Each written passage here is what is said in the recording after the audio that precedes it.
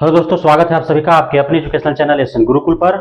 आज पुनः हम उपस्थित हैं आधुनिक भारत का इतिहास के अगली कड़ी को लेकर के, और हम लोग पढ़ेंगे द्वितीय कर्नाटक युद्ध के बारे में। तो दोस्तों, आप सभी को पता है कि द्वितीय कर्नाटक युद्ध जो है वह हुआ था आपका 1749 से 54 तक। कब हुआ था? 1749 से 54 तक। पहले हम लोग जो है इस युद्ध की पृष्ठभूमि समझ लेते हैं, इस युद्ध में कौन कौन लोग शामिल हैं और कहां कहां कौन लोग हैं। सबसे पहले हम देखते हैं कि यहाँ जो है यह आपका है पांडिचेरी। क्या है? पांडिचेरी। यहाँ पे जो है आपका एक फोर्ट है, यानी किला है, उसका नाम है फोर्ट लुई। क्या नाम है? Fort Louis. और यहाँ पे जो है आपका उस समय का तत्कालिक फ्रांस का गवर्नर जो है, फ्रांसीसी गवर्नर, वो है आपका डुप्ले। कौन है? डुप्ले। और इसका सेनापति है आपका कौन? बूसी। कौन है? बूसी इसका जो है वो सेनापति है ना। इसी के ऊपर जो है आपका क्या है? मद्रास है। क्या है? मद्रास। और यह जो है आपको पता है कि मद्रास में जो है एक किला है जिसका नाम है फोर्ट सेंट जॉर्ज। क्या नाम है? फोर्ट सेंट जॉर्ज। और यह जो किला है वह अंग्रेजों का है, इसलिए यहाँ पे अंग्रेजी गवर्नर जो है, उस समय का तत्कालिक गवर्नर जो है वह यहाँ पे है। यहाँ पे वांडर्स है। कौन से? वांडर्स जो है उस समय का द्वितीय कर्नाटक युद्ध के समय जो है गवर्नर होता है। और इसका जो है सेनापति जो है वह कलायु है। कौन है? कलाई एक्चुअली जो है क्लर्क होता है, लेकिन इसी युद्ध द्वितीय कर्नाटक युद्ध के दौरान ही जो है वांडर्स के द्वारा इसे पदोन्नति करके और इसे सेनापति बना दिया जाता है। इधर जो है आपका यहाँ पे कर्नाटक है। क्या है? आपका कर्नाटक है। कर्नाटक में क्या है कि कर्नाटक के उस समय शासक जो हैं वो हैं अनवरुद्दीन। कौन है? अनवरुद्दीन है। कर्नाटक के शासक कौन है? अनवरुद्दीन है। और यहीं पे जो है आपका ये जो है आपका हैदराबाद है। क्या है? हैदराबाद। और हैदराबाद के जो है नवाब है कौन? हैदराबाद के नवाब जो है वह है आपका नासिर जंग। कौन है? नासिर जंग जो है हैदराबाद का नवाब है। तो इस प्रकार ये इतने सारे जो हैं लोग हैं जो इस द्वितीय कर्नाटक युद्ध में सम्मिलित होते हैं, है ना। तो इसको हम लोग जो है अब समझेंगे बेहद ही सरल भाषा में, एकदम आसान तरीके से, शतरंज की खेल की भांति हम लोग जो है द्वितीय कर्नाटक युद्ध को समझ जाएंगे। तो आप सभी जानते हैं कि यह युद्ध जो हुआ था द्वितीय कर्नाटक युद्ध, है ना, यह जो है यह चला था 1749 से 54 तक चला था, है ना। अब इसका कारण क्या था? इसका जो है कारण था इसका यही आपका हैदराबाद, है ना, हैदराबाद और कर्नाटक, है ना, हैदराबाद और कर्नाटक के उत्तराधिकार का मसला था, उत्तराधिकार का मसला था, है ना। यहाँ पे आप जरूर देख रहे हैं कि कर्नाटक का अनवरुद्दीन है नवाब और हैदराबाद का नासिर जंग नवाब है, लेकिन ये इन दोनों का, अनवरुद्दीन का भी यहाँ पे जो है एक आपका विरोधी यहाँ पे खड़ा है, इसका विपक्षी खड़ा है कि कब जो है अनवरुद्दीन को हटा करके और यहाँ सत्ता पर काबिज हो जाए। और इसी प्रकार यहाँ हैदराबाद में जो है नासिर जंग के अपने ही परिवार के लोग जो हैं इसको जो है सत्ता से हटा करके खुद सत्ता पर काबिज होने का प्रयास कर रहे हैं। और इसी का फायदा जो है वो कौन लेता है? फ्रांस वाले लेते हैं, ब्रिटेन वाले लेते हैं, है ना। क्योंकि फ्रांस और ब्रिटेन में जो है वह यूरोप और अमेरिका में भी जंग चल रहा है, और वे जो है इसके बहाने जो है खुद में लड़ने का प्रयास कर रहे हैं। इन लोग दोनों का, इससे आपका अंग्रेजों का और फ्रांसीसियों का ये हैदराबाद और कर्नाटक से कोई मतलब नहीं है, लेकिन उन्हें चूंकि युद्ध करना है, लड़ना है एक दूसरे से, उनको जो है एक बहाना मिल जाता है। तो अब समझते हैं कि कैसे कैसे युद्ध हुआ है बेहद ही सरल भाषा में। देखिए, एक तरफ क्या है? तो एक तरफ आपका है क्या? एक तरफ आपका है कर्नाटक। क्या है? कर्नाटक। और एक तरफ जो है आपका क्या है? एक तरफ आपका है हैदराबाद। क्या है? हैदराबाद। कर्नाटक में दो लोग हैं, एक है अनवरुद्दीन। कौन है? अनवरुद्दीन। कौन है? अनवरुद्दीन। और इधर जो है आपका यहाँ पे है चांद साहब है। कौन है? चांद साहब, जो अनवरुद्दीन के बहनोई हैं। और हैदराबाद में जो है तीन लोग हैं, एक आपका है नासिर जंग जो वर्तमान में अभी नवाब है, दूसरा है मुजफ्फर जंग। कौन है? मुजफ्फर जंग। और तीसरा जो है वह है सलाबत जंग। सलाबत जंग के लिए ही कर्नाटक का जो है हैदराबाद का जो है सत्ता वो सलामत रहता है ना। तो इस प्रकार जो है अब जो है यहाँ आप क्या है कि यहाँ हम लोग जो है ब्रिटेन को रखते हैं यहाँ, यानी कि अंग्रेजों को रखते हैं। यहाँ अंग्रेज हो गए और यहाँ हो गए फ्रांसीसी। कौन हो गए? फ्रांसीसी, है ना।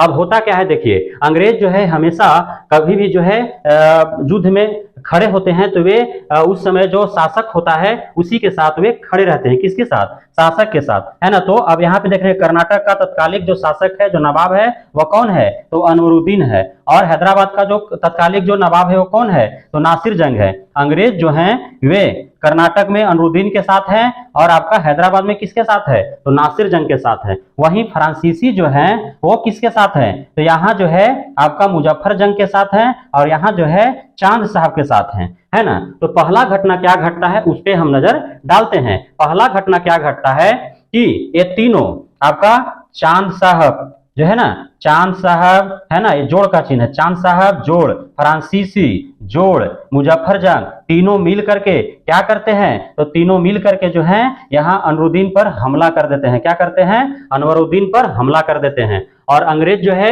अनवरुद्दीन का साथ तो देने के लिए वो क्या करता है? राजी रहता है, लेकिन वो साथ देता नहीं वास्तव में, है ना। इसलिए जो है अनवरुद्दीन इस जंग में हार जाता है और अनवरुद्दीन जो है मारा जाता है और चांद साहब जो है वे शासक बन जाते हैं। कौन? चांद साहब जो है वहां के शासक बन गए, है ना। कौन बन गए?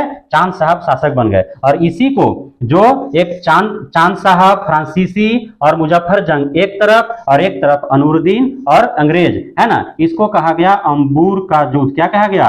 अंबूर का युद्ध कहा गया। यही है अंबूर का युद्ध, है ना। अब देखिए दूसरा घटना क्या होता है। तो दूसरा घटना क्या होता है कि अब जो है मुजफ्फर जंग बोला फ्रांसीसी को कि भाई हम तो चांद साहब को बना दिए, अब हमको यहाँ बना दो, है ना। तो अब जो है चांद साहब, फ्रांसीसी और मुजफ्फर जंग जो है ये तीनों मिल करके और किससे युद्ध करते हैं? ये युद्ध करते हैं आपका नासिर जंग से। किससे युद्ध करते हैं? नासिर जंग से। और इसमें जो है नासिर जंग मारा जाता है, इसमें नासिर जंग मारा जाता है, ठीक है। और इस प्रकार जो है अब जो शासक बनना था मुजफ्फर जंग को, लेकिन फ्रांसीसी यानी कि डुप्ले क्या बोलता है, अपना सेनापति जो है आपका बुस्सी को कहता है कि पहले जाओ मुजफ्फर जंग से मिलो, उसका भाव को जानो। तो बुस्सी जो है जाता है कहाँ? आपका मुजफ्फर जंग से मिलने। मुजफ्फर जंग से जब मिलने जाता है तो मुजफ्फर जंग जो है जो पहले भाव देता था नवाब बनने से पहले, वो भाव बुस्सी को नहीं मिलता है और बुस्सी को डुप्ले के द्वारा जो है फुल एंड फाइनल ऑर्डर रहता है, यदि तुम्हें लगेगा कि वह जो है हमारे लिए फिट नहीं है तो उसे जो है वहीं पे खत्म कर देना, है ना। तो बुस्सी वही करता है, नासिर मुजफ्फर जंग को मार देता है और फाइनली जो है सलामत के लिए हैदराबाद जो है, हैदराबाद का गद्दी सलामत रहता है और सलामत यहाँ पे जो है वह क्या बन गया? यहाँ पे जो है वह नवाब बन गया। अब देखिए अब आगे की घटना क्या होता है। अनवरुद्दीन का एक बेटा है, क्या है? उसका नाम है मोहम्मद अली नाम था, है ना। जब अनवरुद्दीन पर हमला हुआ था, है ना, जब अंबूर का युद्ध हो रहा था तो वह अनवरुद्दीन जब मारा गया तो वह डर से उसका बेटा जो है भाग करके और तमिलनाडु के तिरुचिरापल्ली चला गया। कहाँ चला गया? तिरुचिरापल्ली में चला गया था, है ना। तो अब जो है अब इस पे फोकस होता है। चांद साहब को डर रहता है कि यदि मोहम्मद अली को अंग्रेज भरपूर साथ दे दिए तो वो अंग्रेज और मोहम्मद अली मिल करके और हमको हटा देगा और हमारे यहाँ जो है वो हमारे जगह पर वो जो है फिर से कर्नाटक का वो नवाब बन जाएगा, अनवरुद्दीन का बेटा। इसलिए जो है फ्रांसीसी और कौन? चांद साहब, ये दोनों मिल करके और यहाँ पे तिरुचिरापल्ली का घेरा डाल देते हैं। तिरुचिरापल्ली में आकर के वो मोहम्मद अली को घेर लेते हैं, लड़ाई शुरू हो जाता है। कौन? चांद साहब और फ्रांसीसी एक तरफ, मोहम्मद अली एक तरफ, है ना। लड़ाई शुरू हो जाता है, लड़ाई चलते रहता है। तभी जो है अंग्रेज का जो क्लर्क है उस समय कौन? Robert Clive. कौन है? रॉबर्ट क्लाइव, है ना।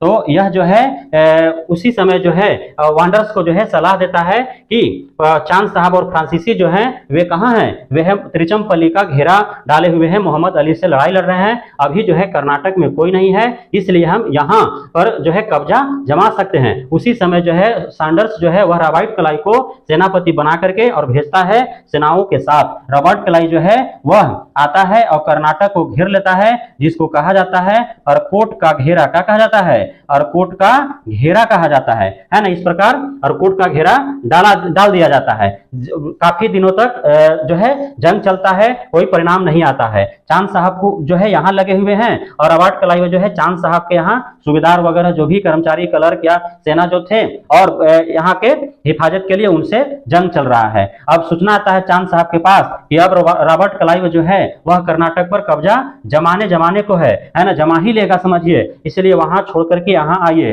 तो चांद साहब फ्रांसीसी को जो है मोहम्मद अली से लड़ने के लिए जिम्मेदारी देते हैं कि मोहम्मद अली को आप संभालिए, हम चले अपना वहां कर्नाटक, है ना। और यहाँ जो चांद साहब फिर यहाँ आ जाते हैं, और यहाँ जो है रॉबर्ट क्लाइव और चांद साहब के बीच क्या होता है, काफी समय तक जो है दोनों के बीच युद्ध होता है, और इसमें जो है चांद साहब मारे जाते हैं, और फाइनली जो है रॉबर्ट क्लाइव यानी कि अंग्रेज का चहेता मोहम्मद अली जो है वह कर्नाटक का क्या बन जाता है, राजा बन जाता है, नवाब बन जाता है। इस प्रकार जो है फाइनली इस जंग में जो है अंग्रेज जीत जाते हैं, फ्रांसीसी हार जाता है, क्योंकि फ्रांसीसी का न तो यहाँ उसका अपना बना न यहाँ बना, है ना। यहाँ फ्रांसीसी खुद मुजफ्फर जंग को मार देते हैं, सलाबत जंग जो है बनता है, जो न्यूटन रहता है उससे किसी को मतलब नहीं आता है, और यहाँ पे जो है वो जीत करके मोहम्मद अली को जो है यहाँ सत्ता में बैठा देते हैं। अब देखिए, अब इस तरह से झगड़ा झंझट जो है चला, है ना। इसका खबर जो है वो कहाँ, यूरोप में जो है बैठे हुए जो ब्रिटेन और फ्रांस के